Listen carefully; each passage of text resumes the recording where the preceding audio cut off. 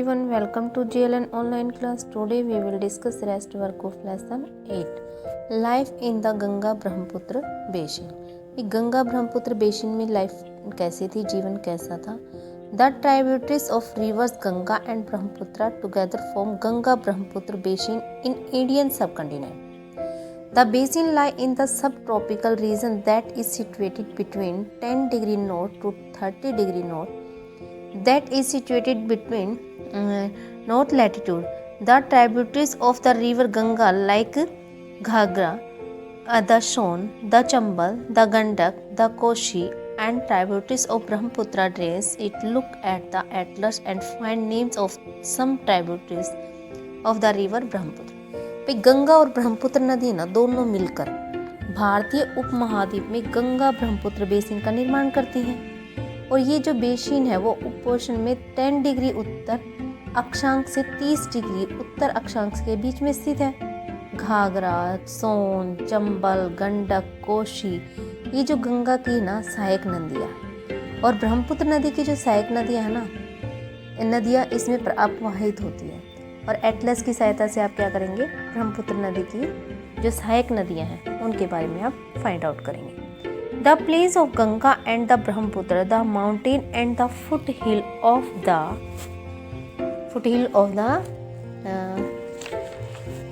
Himalayas and the Sundarban delta and the main features of this basin. Oxbow lakes dot the plain area. The area is dominated by monsoon climate. The monsoon bring rains from mid-June to mid-September. The summers are hot and the winters cool. अब क्या होता है कि भी गंगा और ब्रह्मपुत्र नदी के मैदान में ना पर्वत और हिमालय की गिरिपात तथा सुंदरवन डेल्टा जो है इस बेसिन की मुख्य विशेषताएं हैं. और मैदान एरिया है ना वहाँ पर ये चाप झील में पाई जाती है. और यहाँ की जो जलवायु है वो मानसूनी है. मानसून में मध्य जून से मध्य सितंबर के बीच में यहाँ बारिश होती है. और गर्मियों में ज़्यादा गर्मी होती है और सर्दियों में ज़्यादा ठंड होती है. Look at the map of India and find out the states in which the Ganga Brahmaputra basin lies. आप भारत का मानचित्र देखेंगे और ये पता करेंगे कि गंगा ब्रह्मपुत्र बेसिन है ना वो कहाँ से कहाँ तक किस राज्यों में है. The basin areas has varied topography. The environment plays a dominant role in the distribution of the population. The mountain area with steep slope have inhospitable terrain. Therefore, less number of people live in mountain area of the Ganga Brahmaputra basin. The plain area provide the most stable land for human habitations. The soil is fertile. Agriculture is the main occupation of the people where the flat land is available to grow crops. The density of population of the plains is very high. The main crop is paddy. Since cultivation of paddy requires sufficient water, it's grow in the areas where amount of rainfall is high.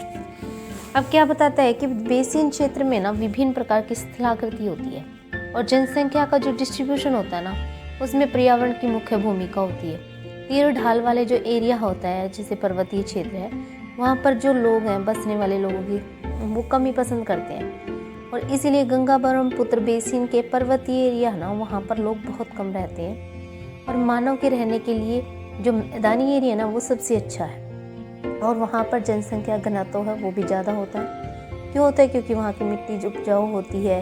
और जिस स्थान पर फसल उगाने के लिए समतल भूमि उपलब्ध हो वहाँ के लोगों का मुख्य व्यवसाय क्या होता है? कृषि करना होता है. और यहाँ की जो मुख्य फसल है वो कौन सी है? धान है. क्योंकि धान की खेती के लिए पर्याप्त जल की आवश्यकता होती है और वह उसी एरिया में उगा सकते हैं जहाँ पर पानी या बारिश ज़्यादा होती है, पानी की अधिकता होती है. Wheat, maize, sorghum, gram and millets are the other crops that are grown. Cash crop like sugarcane and jute are also grown. Banana plantation are seen in some areas of the plain. In West Bengal and Assam, tea is grown in plantation. Silk is produced through the cultivation of the silkworm in parts of Bihar and Assam.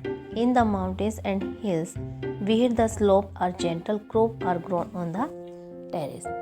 क्या होता है कि भाई यहाँ जो उगाई जाने वाली फसल है ना वो कौन कौन सी है कि गेहूँ, मक्का, ज्वार, चना, बाजरा और गन्ना और जूट है ना, ये है भी नकदी फसलें उगाई जाती हैं। और मैदान के कुछ एरियाज़ में केले के बाग भी होते हैं, देखे जाते हैं। पश्चिम बंगाल और असम में चाय के बागान मिलते हैं। बिहार और असम के कुछ भाग में सिल्क के कीड़ों को पाला जाता है और सिल्क का उत्पादन किया जाता है।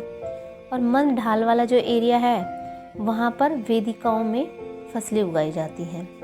The vegetation cover of the areas varies according to the type of landform. In the Ganga and Brahmaputra plain, tropical deciduous trees grow along with teak, shal and peepal.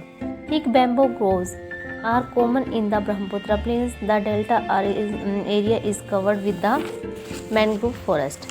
In parts of Uttarakhand, Sikkim and Arunachal Pradesh, countries trees like pine, devdar and fir can be seen because the climate is cool and the slope of the steep. भी क्या होता है कि जहाँ की जो vegetation है ना, तो वो क्या है, विभिन्न भू आकृतियों के अनुसार वनस्पति जो है उसमें भी भिन्नता पाई जाती है।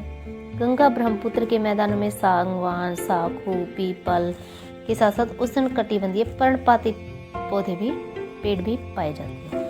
ब्रह्मपुत्र के मैदानों में घने बांस के घने झुरमुट पाए जाते हैं। डेल्टा एरिया है, वहाँ पर मैंग्रोव जो है वो वनों से घिरा हुआ है।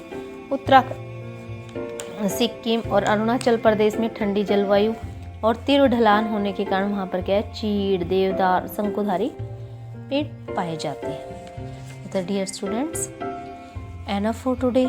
In next class we will discuss rest work of this chapter. Thank you and have a nice day.